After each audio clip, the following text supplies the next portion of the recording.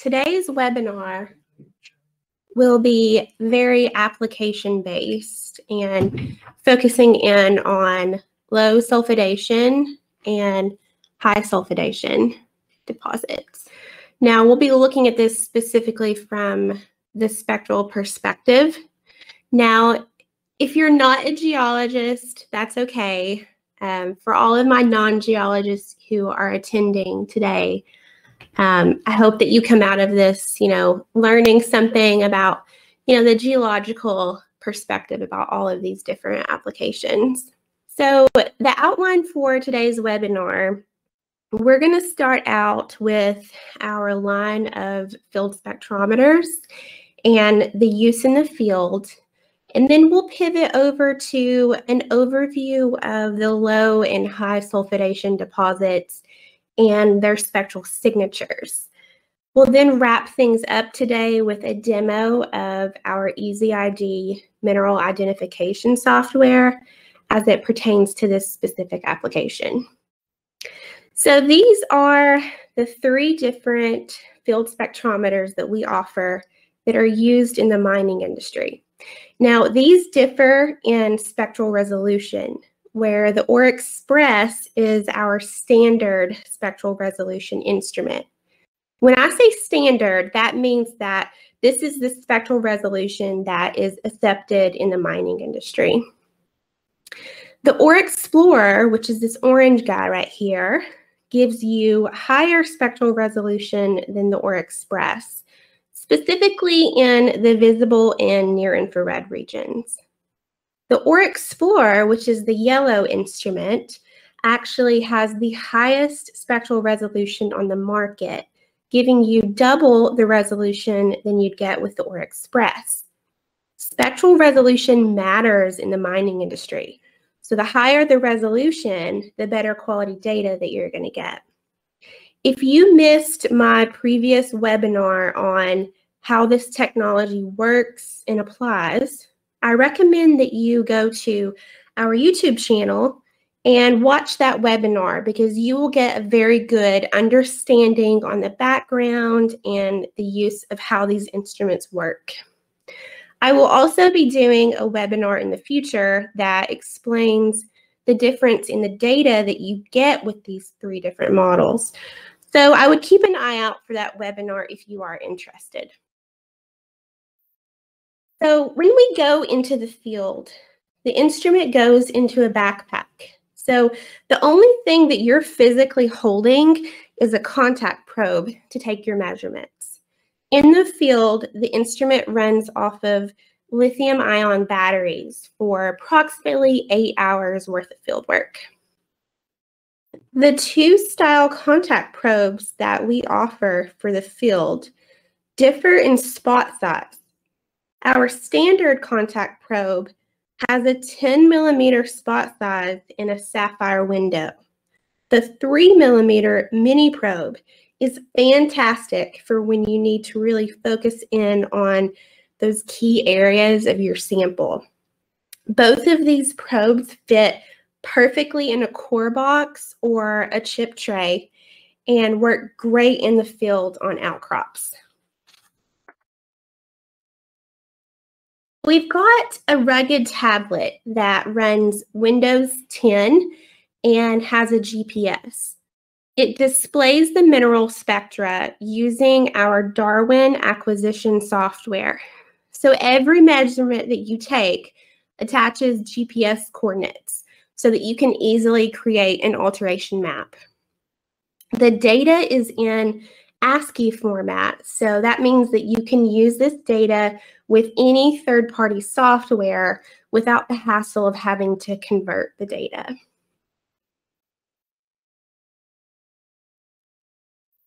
We have a fantastic mineral identification software called EasyID, which I will demo again at the end of the webinar. And you can run this on our tablet. It has 3 built-in mineral libraries: the USGS, SpecMin, and the GeoSpec high-resolution mineral library. You can also create your own mineral library to match against. There are mineral scalars available that provide information on geochemical conditions of your sample, and you can create presets to focus in on specific mineral groups. So now we will pivot to the alteration systems in question, low sulfidation and high sulfidation systems.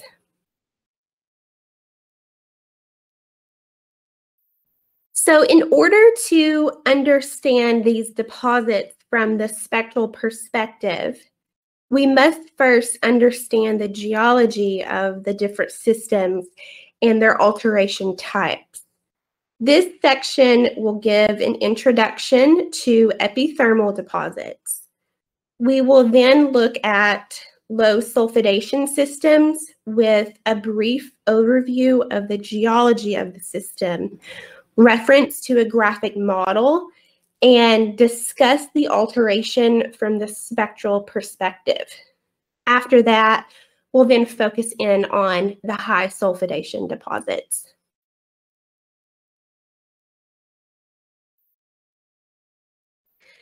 So epithermal gold deposits form in hydrothermal systems related to volcanic activity.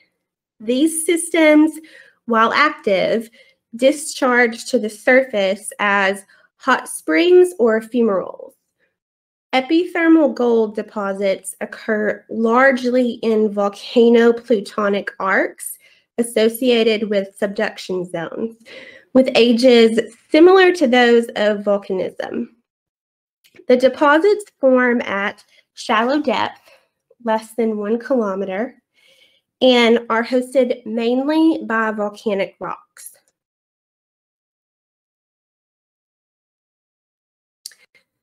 Quartz veins, stockworks, and breccias carrying gold, silver, electrum, argentite, and pyrite, with lesser and variable amounts of sphalerite, chalcopyrite, galena, rare tetrahedrite, sulfosalt minerals, form in high-level to near-surface environments.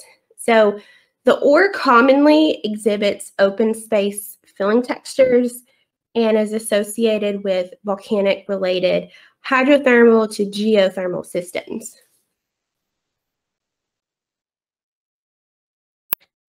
Now, there are two end-member styles of epithermal gold deposits, which is what we're going to, be focusing in on today: low sulfidation and high sulfidation. The two deposit styles form from fluids of distinctly different chemical composition in contrasting volcanic environments. The fluid responsible for low sulfidation ore veins is very similar to waters tapped by drilling beneath hot springs in geothermal systems, waters that are reduced and having a very neutral pH.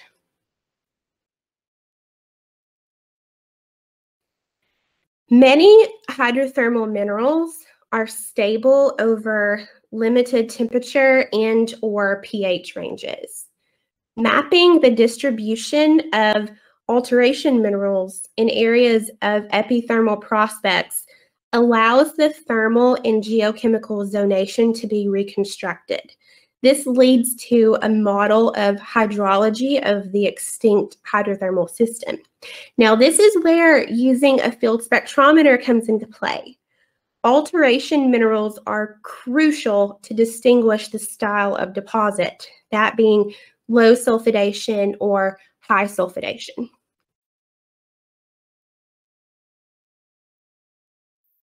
So now we are going to talk specifically about low sulfidation. Boiling of liquid in the low sulfidation geothermal environment leads to precipitation of gold in veins, accompanied by a variety of features such as adularia and bladed calcite, cementing coliform, and brecciated quartz. Silica centers may be the surface expression of such veins, and may be accompanied by nearby zones of superficial steam-heated acid alteration.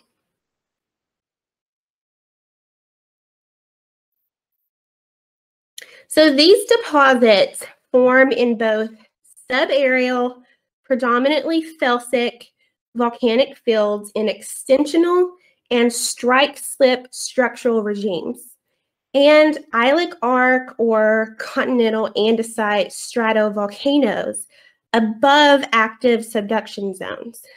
Near-surface hydrothermal systems ranging from hot springs at surface to deeper structurally and permeably focused flow zones are the sites of this mineralization. The ore fluids are relatively dilute and cool solutions that are mixtures of magmatic and those meteoric fluids. Mineral deposition takes place as the solutions undergo cooling and degassing by fluid mixing, boiling, and decompression. So this is a model for a low sulfidation epithermal gold deposit from Corbett and Leach's paper. This is showing the distribution of alteration zones within different deposits, whether that be the advanced Argillic alteration right here underneath the acid springs, the tuff ring and the proximal center, or the Propolytic alteration, which is caused by meteoric recharge. And a very important alteration to these low sulfidation deposits is going to be what we call Argillic alteration. And that's going to be the smectite to illite smectite into the illite alteration beneath the distal center deposits.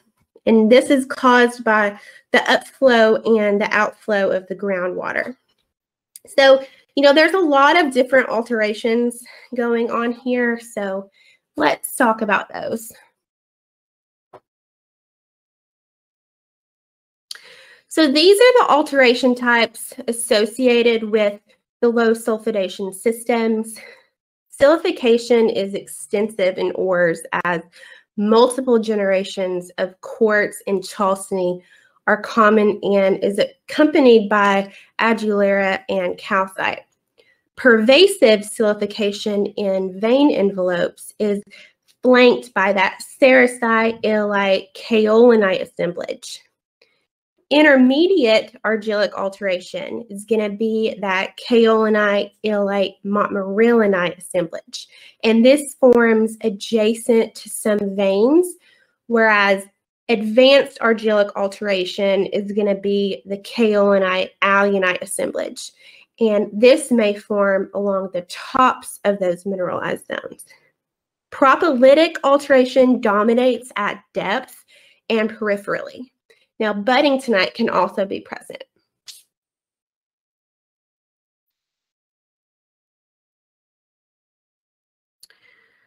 All right, so the first alteration that we will look at from the spectral perspective is the Qsa alteration, this being quartz sericite adularia. The plot on the left shows quartz, illite, muscovite with quartz, and finally pyrite. The plot on the right is going to show you illite, mixed layer illite smectite, montmorillonite, quartz, adularia, calcite, dolomite, kaolinite, and pyrite. So again, this assemblage also contains adularia. This varies from alteration around veins and fractures and permeable zones to selective replacement of that plagioclase in the alteration envelopes.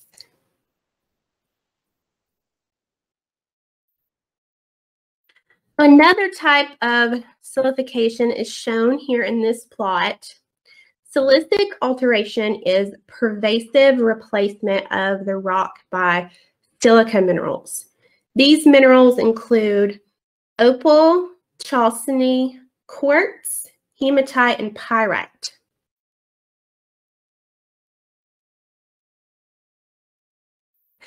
So the next type of alteration is the argillic. This plot shows the illite smectite, montmorillonite, the carbonate minerals calcite and dolomite, and then you've got the kaolinite and pyrite. Now this type of alteration occurs as wall rock alteration around veins and replacement zones in permeable lithologies. Now this plot will actually show the spectral shift in aluminum content and temperature change away from the vein in a progression from the illite at the top to the illite smectite into the smectite.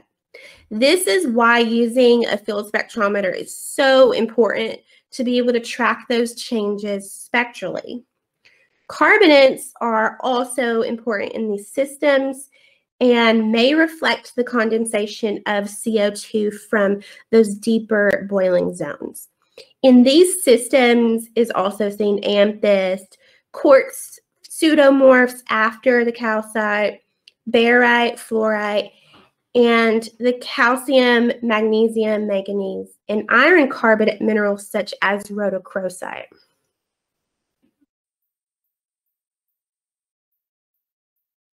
Up next is steam-heated argillic.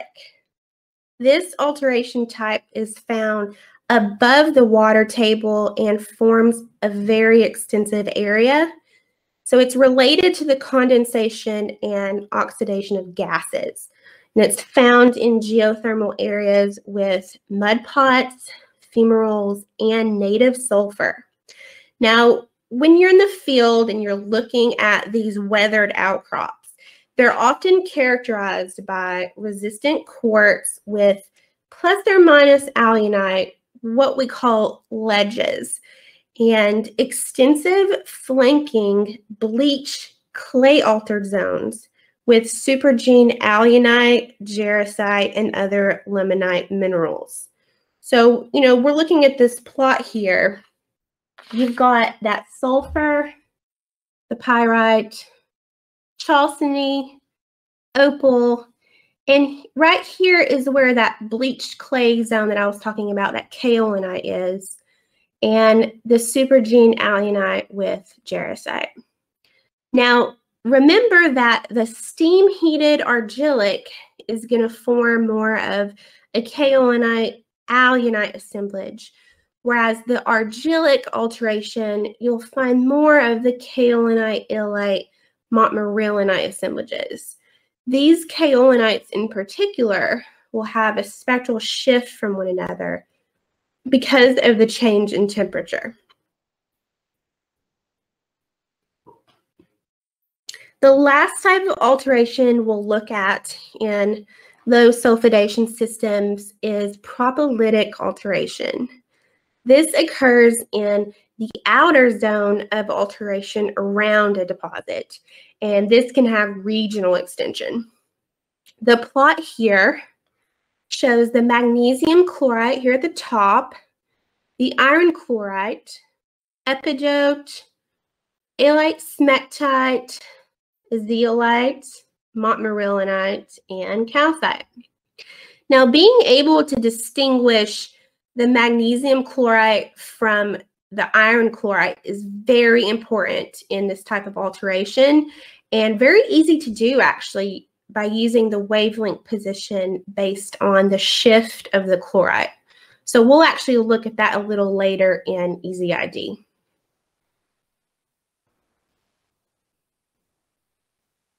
All right, so let's shift over to the high sulfidation systems. High sulfidation gold and copper systems develop from the reaction with the host rocks of very hot, acidic, magmatic fluids to produce characterized zoned alteration, and then later sulfide, gold, copper, and silver deposition. Now, these ore systems display permeability controls that are governed by the lithology, structure, and breccias, and also changes in wall rock alteration and ore mineralogy with the depth of formation. One of the challenges here is to distinguish the mineralized zones from a group of generally non-economic acidic alteration styles, including lithocaps or Barren Shoulders, steam-heated magmatic sulfitera, and acid sulfate alteration. Original definitions from Hild's 1987 paper actually suggest that epithermal gold deposits in high sulfidation systems formed at temperatures less than 300 degrees Celsius, and therefore at shallow depths less than 1 kilometer.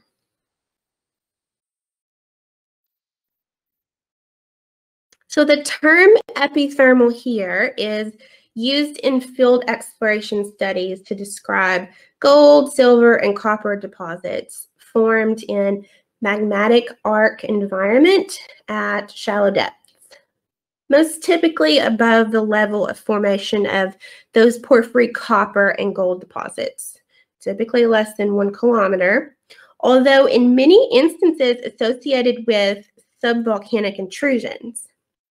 Higher level epithermal deposits are commonly formed later in a deposit paragenesis and may be telescoped under deeper, earlier formed deposits, including in some instances porphyry systems, which are older or part of the same overall magmatic event. In strongly dilational structural environments, those porphyry-related systems may be telescoped outwards into the deeper epithermal environment.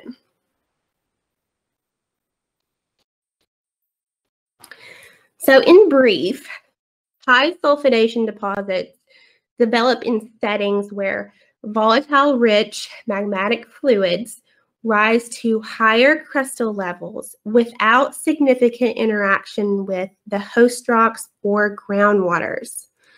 Volatiles evolved from the depressuring fluids oxidized to form a two-stage hot acid fluid.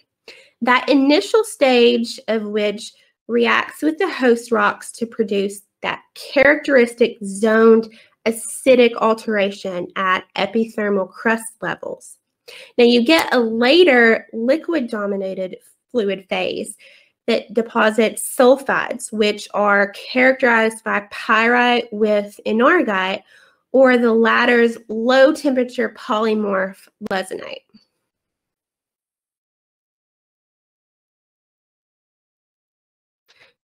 Magmatic rocks are interpreted to represent the ultimate source of ore fluids, as demonstrated by the commonly association of high sulfidation deposits with felsic domes and phreomagmatic breccias within flow dome complexes.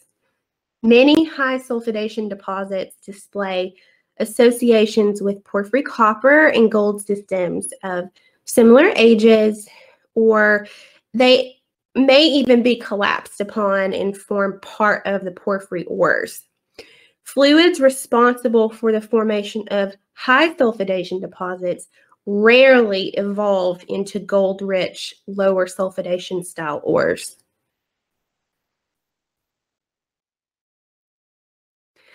So here is a model for a high sulfidation gold system showing the different alteration zones and the feeder structure.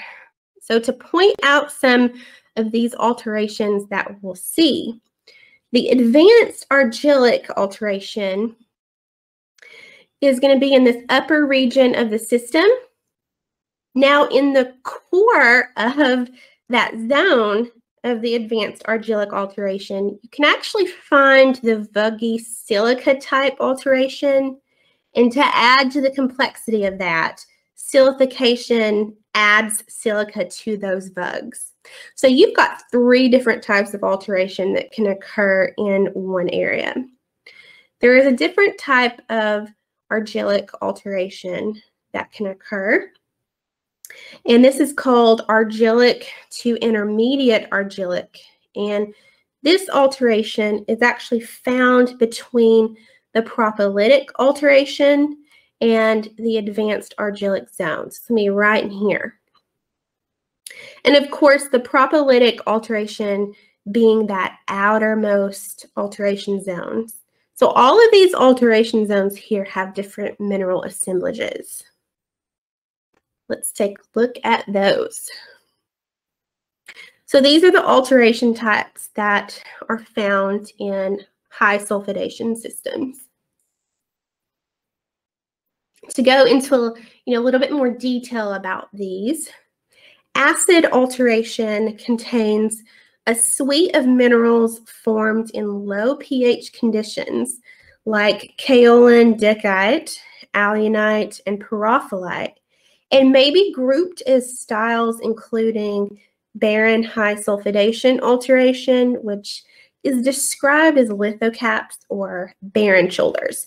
Now, these are a common source of difficulty for us geologists, especially as these may crop out in the vicinity of low and high sulfidation epithermal gold, and also porphyry copper and gold mineralization.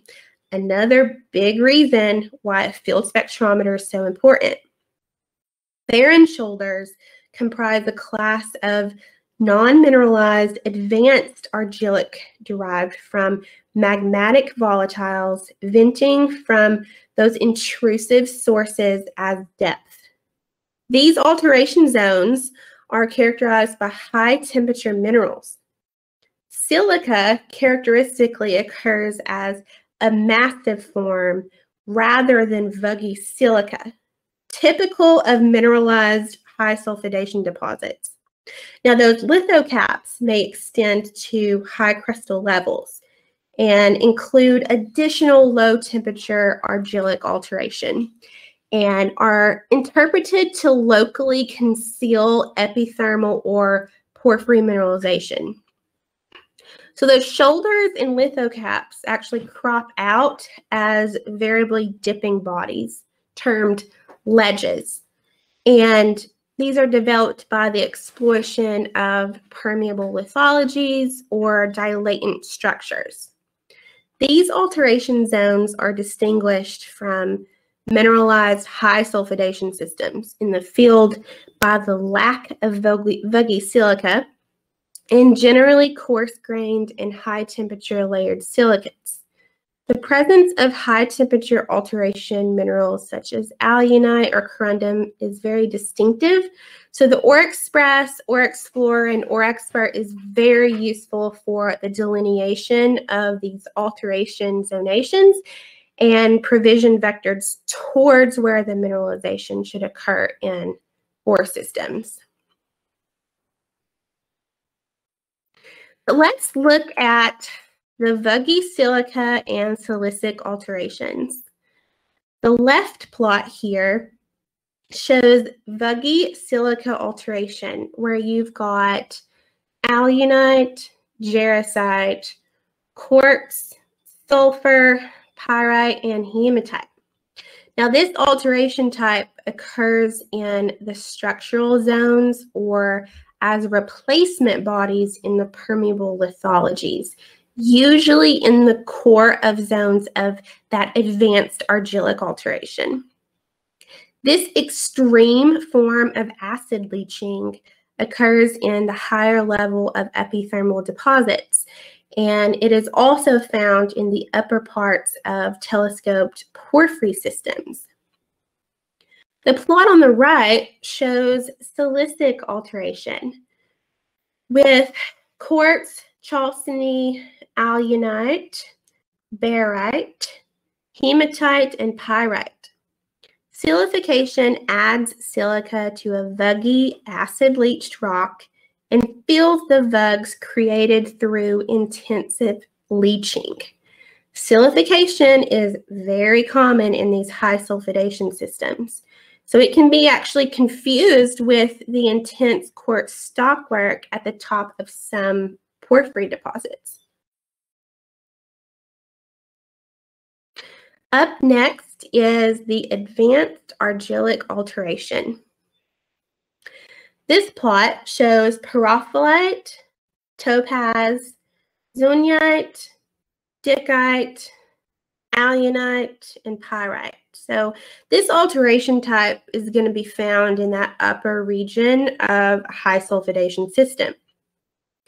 It can occur in the lithocap of a porphyry system as well. The progression, neutralization, and cooling of high sulfidation fluids by rock reaction actually produces an alteration moving away from the core, in which zonation is characterized progressively outwards by mineral assemblages dominated by that alunite, prophyllite, and even the kaolin, oolitic, and chloritic clays. Now, mineralogy is dominated by prophyllite diaspore dickite may be indicative, but not exclusively, of higher temperature conditions, whereas lower temperature opaline pervasive silicification or that alunite kaolin dominant in cooler settings. Similarly, thin alteration zones may suggest that the fluid conditions have changed rapidly, possibly in a quenched higher level system, whereas wide zonation characterizes slower changing fluid conditions, more typical of deeper levels. All right, so up next is the intermediate Argillic Alteration. So this plot shows kaolinite, illite, smectite, montmorillonite, quartz, and pyrite. Now, the interesting thing about the Argillic Alteration in general is that you can have an Argillic to intermediate Argillic Alteration that's going to be completely separate from the advanced. The Argillic to intermediate Argillic Alteration zones is found between that Propolytic and advanced Argillic zone. So this can be progressive outward as far as alteration is concerned, from illite to illite smectite to montmorillonite. It may also show gradations from illite to plus or minus illite smectite into a chloride envelope around that illite vein. So if we look at the Argillic Alteration, we'll see the kaolinite, illite smectite, montmorillonite, quartz, and pyrite. Last but not least is the Propolytic Alteration. Now, again, Propolytic can be regional, but it is usually found in the outermost alteration zone. It will show different wavelengths for the chlorides as opposed to those found in the intermediate Argillic suite, again, which is why a field spectrometer is crucial. So the plot shows here at the top, we've got the magnesium chloride, an iron chloride, epidote, calcite, and pyrite. So now that we have went over all of the different alteration types found within these systems, we're now going to move over to our EZID mineral identification software so that we can take a look at some mineral spectra examples from a low sulfidation deposit and a high sulfidation deposit. So this is our EZID mineral identification software where we do the mineral analysis of the spectra. The way that this software works is it's using a matching algorithm based on the spectral absorption features of your sample. So right now, we are matching our sample mineral spectra to the built-in Specman mineral library. The first example that we will go over is from a low sulfidation system.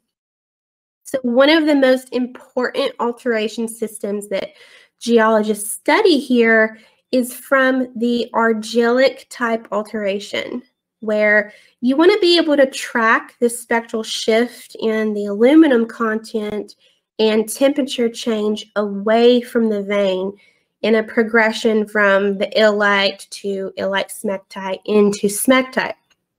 So the first three examples that I'll show you, these are going to be the illite smectite, and smectite alteration. So you can tell a lot about the aluminum content and the temperature change by using our mineral scalars over here to the right. For this specific application, we will be focusing on the Aloh scalar and the ISM scalar. The Aloh scalar reports the wavelength position of the Aloh feature. Now, this scalar is used to track that spectral shift, so very important. The ISM scalar is the illite spectral maturity scalar. Now, this is used to determine the temperature of formation for those illite minerals. So the result of this value is going to be a calculation that is reflective of the crystallization temperature. And again, this is used to assess metamorphic grade. So in terms of illites, as metamorphic grade increases, the smectites will actually convert to illite, in return converting to muscovite and other micas. So when we're looking at the changes in geothermal conditions, these are actually reported by this ISM scalar as the illite dehydrates into micas. So looking at this first illite sample here, this is just illite, we can see that the Aloh feature scalar is giving us a value of 2192.8. And so that is reflecting where this feature right here, this is the Aloh feature, that's reflecting where your feature is going to be centered at. And we have an illite spectral maturity value of 1.39. So let's compare that with a spectra of a mixed layer illite smectite. So this is the illite smectite sample. And if we look at the Aloh scalar, the Aloh actually has a spectral shift to the right, and the feature is centered at 2200.8. Now remember, the previous illite sample, so if I go back, the Aloh feature here was at 2192.8. So you've got a significant shift to the right with the mixed layer. So we're shifting to the right with that. So right along with our illite spectral maturity value, this is giving us a lesser value of 0.68, which is indicating that we're starting to get a lower grade illite with the mixed smectite. So let's compare that to just a smectite sample. So here, our Aloh scalar is now reporting 2212.0. So here at 2,212 nanometers. So that's even shifted more to the right than the previous mixed layer and also just illite. And you've also got an even lesser illite spectral maturity of 0.38. So let's zoom in on that Aloh feature just to kind of show the progression of this spectral shift. So starting back with the illite, 2192.8, shifting to the right as you have the mixed layer, illite smectite, and shifting even more to the right with just your regular smectite. So again, this is also giving us an even lower ISM value, which is indicating that this smectite sample is an even lower grade than the mixed layer. Now, using these scalars can really help you track that metamorphic grade of your sample and the temperature as well. So obviously EasyID is giving us a match. So if you know where my cursor is, here's my smectite where it's matching to montmorillonite. Here is the illite smectite mixture. And there is the just regular illite. So now what we're going to do is we're going to move on over to the high sulfidation system. So we're actually going to take a look at a Propolytic Alteration example. All right, so I've chosen a Clinichlor sample, which is the Mg variety, and also an iron chloride sample, so that we can take a deeper look at the key differences in the two. So remember that in Propolytic alterations, one of the big applications in that type of alteration is being able to distinguish the magnesium chloride from the iron chloride. So the scalars that we will use for this specific application is going to be the CSM, which is very similar to the ISM in a way. So this is the chloride spectral maturity scalar. We'll also be looking at the MgOH scalar and the FeOH scalar. Now, chlorides show a great chemical variability, mainly ranging between that magnesium end member and the iron end member. So the chloride spectral maturity scalar indicates the temperature of formation by linking the Mg and Fe chloride evolution to the change in the water feature at 1900 nanometers. If I zoom out here, this feature right here at 1900 is the water feature. So the lower the water content, the higher the CSM value. So low metamorphic grade chlorides actually form at lower temperatures and are typically magnesium-rich chlorides, with the MgOH feature is going to be usually centered in how you'll have wavelengths shorter than 2350 nanometers.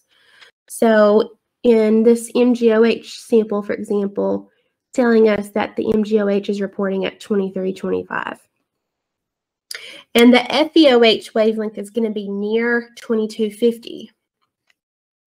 So the lower the CSM value, the lower the metamorphic grade chloride. So in this first example, which is my Clinichlor magnesium end member, we're going to see that, this is obviously going to have more magnesium than iron. Chlorides typically do, to some degree, have both magnesium and iron both, which is why in this Clinichlor sample, it is giving us an indication that FeOH is present. The CSM value here is 2.67. The MgOH feature is centered at 2325 nanometers, which is going to be, if you see where my cursor is, this feature right here is going to be due to the MgOH. And the FeOH is going to be centered at 2244 nanometers, which is going to be this feature right here. Now let's look at that compared to an iron member chloride. We now have a higher CSM value for this spectral maturity, indicating that this is indeed a higher temperature chloride. The MgOH feature is centered at 2345 nanometers, which is right here.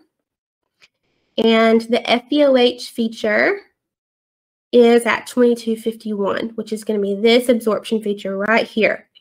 Now, another key thing to point out here is how exactly the CSM value is calculated.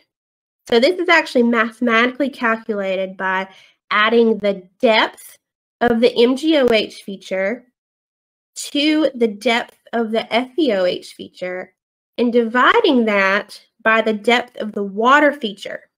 So if you notice, the depth of the FeOH feature, which is right here where my cursor is, this is actually going to be deeper than that of the MgOH chloride. So if I go back to the MgOH chloride, right here, this is the depth of the FeOH versus the depth of the iron chloride. The depth in the iron chloride here is a lot deeper. So, this is another reason why we were able to distinguish the MgOH chlorides from the iron chlorides. All right, so now that we have seen some examples in our EasyID software, let's head back to the webinar so that we can wrap things up. So in conclusion, you can see that in our line of spectrometers, using an OR Express, OR Explorer, or OR Expert really helps you distinguish those key mineral assemblages from one another in different alteration zones. And this will cut down on the time and cost associated with, having to send samples back to the lab and have chemically analyzed, etc.